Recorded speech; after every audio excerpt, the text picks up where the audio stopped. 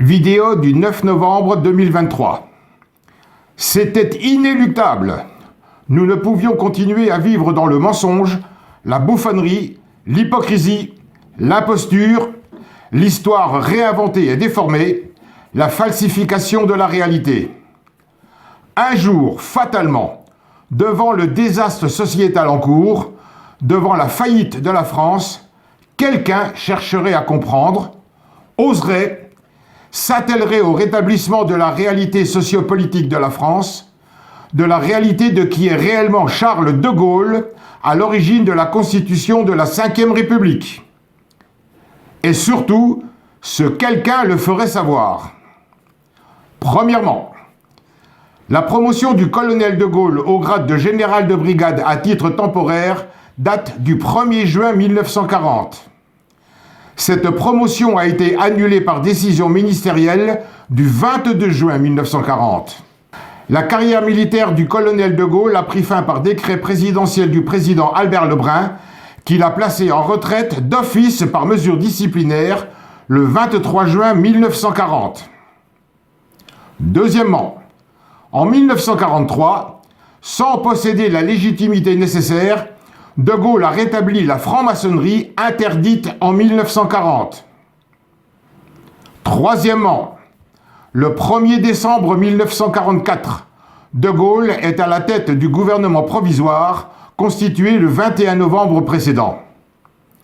Le 1er décembre 1944, à Tiaroy, une ville située à une quinzaine de kilomètres à l'est de Dakar, a lieu une tragédie dont l'armée française de l'époque porte à jamais le déshonneur.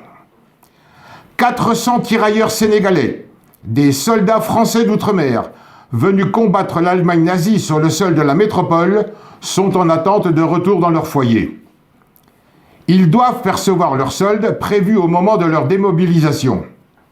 Ils sont regroupés au sein de la caserne de Tiaroy. À 9h30 ce vendredi 1er décembre 1944, ces soldats sont rassemblés sur ordre des officiers français. 3 automitrailleuses crachent la mort, assassinent froidement 400 soldats africains désarmés. Des militaires français ont assassiné de sang-froid 400 tirailleurs sénégalais. Le gouvernement provisoire de Gaulle venait de faire l'économie du paiement de plusieurs mois de solde de retard de ces 400 soldats français. Jean-Yves Le Drian a reconnu qu'il existait 3 fosses communes. Pour ma part, je retiens le chiffre de 400, certains n'étant pas d'accord sur le nombre. Il suffira d'ouvrir ces tombes de l'ignominie et de compter les crânes. Écœuré, je prétends que même s'il n'y avait pu un seul tirailleur sénégalais lâchement assassiner ce Black Friday de décembre 1944, c'eût été encore une exécution de trop.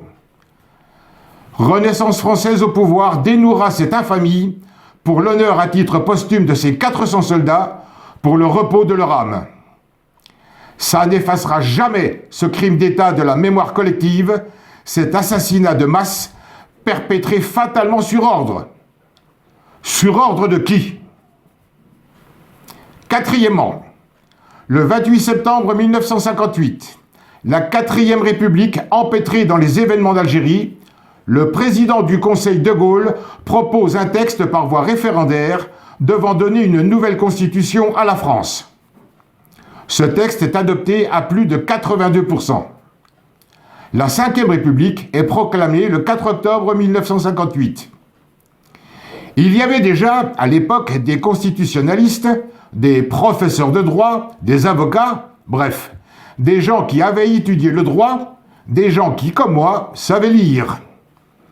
Personne n'a vu ou n'a voulu voir que De Gaulle avait commis une forfaiture contenue dans l'article 65.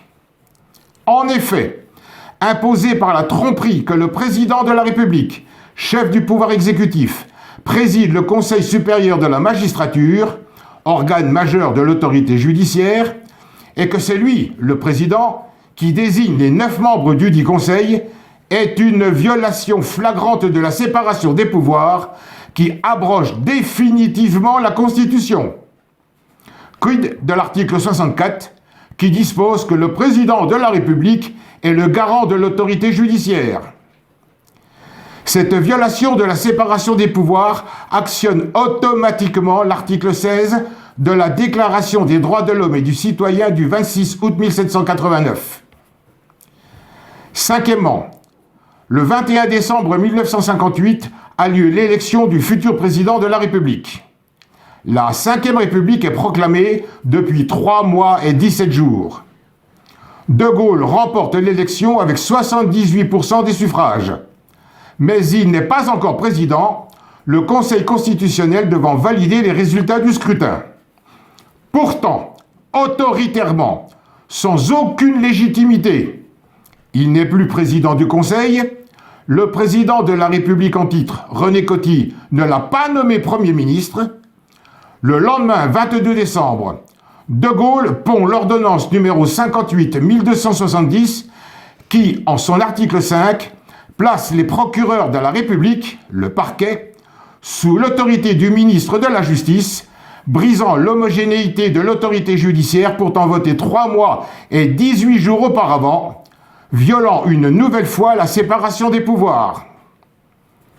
Sixièmement, pour ne pas envenimer inutilement une situation toujours aussi sensible, je ne me prononcerai pas sur les événements d'Algérie, sauf pour donner mon sentiment sur ces Algériens français, les harkis, loyaux à De Gaulle et au gouvernement de Michel Debré, et qui ont été lâchement abandonnés, trahis par l'oligarchie française au pouvoir au moment de l'indépendance. Renaissance française offrira une solution. Septièmement, mai 68. La France est en feu. Des étudiants sont arrêtés pour avoir manifesté contre la guerre au Vietnam. La rue s'enflamme. Les peuples osent se rebeller contre l'autorité de De Gaulle qui est contestée. Débordé de toutes parts, l'exécutif gaullien ne sait comment maîtriser la situation explosive. Le 29 mai, De Gaulle se rend à Baden-Baden, en Allemagne, pour s'assurer du soutien de l'armée et de la loyauté de ses généraux si une intervention militaire s'avérait nécessaire. De Gaulle a dans l'esprit de faire ouvrir le feu par l'armée française, tirée sur des étudiants et des ouvriers français non armés. Il rencontre le général Massu, qui le dissuade d'intervenir militairement. Le général Massu a-t-il voulu éviter un remake de Tiaroy ? La dissolution de l'Assemblée nationale le 30 mai et les élections qui s'en sont suivies calment le jeu.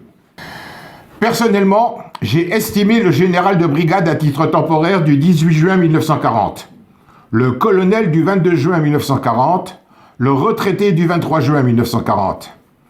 Il est et reste celui qui a donné l'impulsion à la résistance à l'ennemi nazi sur le sol de France. Mais je ne savais pas tout ce que j'ai appris et découvert depuis, sciemment éludé. L'histoire de cette France d'après-guerre est travestie. On ne bâtit pas une constitution autour de la personnalité d'un homme. On la bâtit pour un pays et son peuple.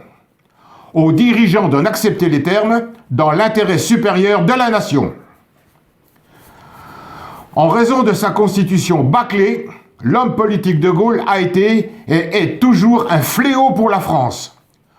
Tous les jours, nous en payons cher les conséquences. Je tiens rigueur à De Gaulle d'avoir, sans légitimité, réinstallé la franc-maçonnerie en 1943. Je lui reproche d'avoir stupidement usurpé un grade militaire. Il est des galons et des personnalités qui valent largement des étoiles. Et ce ne sont pas le colonel Goïta, le capitaine Traoré, l'ouvrier électricien de Gdansk, Lech Walesa, qui me contrediront. Je tiens rigueur à De Gaulle d'avoir abusé d'un pouvoir qu'il n'avait pas en faisant voter pour un texte litigieux cédant le terrain à la franc-maçonnerie spéculative. Je lui reproche sa spoliative et criminelle politique africaine, pays d'Afrique sans qui la France et ses capacités financières, entre autres, ne seraient pas. La politique africaine de De Gaulle nous a fait perdre de précieux alliés et amis. Le peuple de France va devoir subir les effets dévastateurs de plein fouet. J'en veux à De Gaulle d'avoir livré la France à la franc-maçonnerie spéculative, permettant à cette secte mortifère de s'emparer de toutes les institutions. Je ne pardonne pas à De Gaulle d'avoir, tout compte fait, éteint le rayonnement de la France, né du siècle des Lumières. La France ne peut plus se permettre de continuer à évoluer dans un système politicien corrompu depuis plus de 65 ans. Il y a toutefois une opportunité inespérée, si tant est que le peuple de France comprenne enfin sa situation, comprenne et admette que sans constitution, aucun pouvoir exécutif, aucun pouvoir législatif, aucune autorité judiciaire ne sont légitimes, que tous les traités et accords passés sont nuls et non avenus, les signataires ne disposant pas de la nécessaire légitimité pour représenter la France. Ce qui revient à dire que les députés européens, voulant reconsidérer les traités passés, devront se passer de la France, qui, par son absence de constitution, invalide les signatures l'ayant engagé à l'époque, signatures de politiciens signataires des dits traités au statut illégitime. Si, Renaissance française au pouvoir, conservant la croix de Lorraine de Colombey les Deux Églises comme symbole de la résistance française, ainsi que l'ordre national du mérite, mais interdisant la franc-maçonnerie, nous ferons débaptiser tous les lieux, boulevards, avenues, rues, écoles, etc., portant le nom de De Gaulle. L'aéroport et notre porte-avions seront eux aussi débaptisés. Un nouveau nom sera choisi par référendum national. Renaissance française souhaite être suivie dans cette action par les peuples des anciennes colonies françaises. Dans sa conférence de presse du 19 mai 1958, à la question d'un journaliste, De Gaulle a eu cette réponse. Pourquoi voulez-vous qu'à 67 ans, je commence une carrière de dictateur? Pourtant, 4 mois et 9 jours plus tard, la constitution bâclée de Gaulle ouvrait une brèche dans laquelle la franc-maçonnerie spéculative qu'il avait rétablie en 1943 s'est engouffrée, s'emparant sournoisement de tous les rouages des institutions par un coup d'État silencieux instaurant une mafia de voyous dépravés. L'article 65 est la pierre d'achoppement de la Constitution. L'article 5 de l'ordonnance numéro 58-1270 du 22 décembre 1958 est le coup de grâce. Lamentable est de constater que De Gaulle est à l'origine du régime dictatorial mortifère que nous subissons depuis. Il est urgentissime de stopper définitivement cette oligarchie française criminelle faisandée, traître dans ses desseins mondialistes machiavéliques.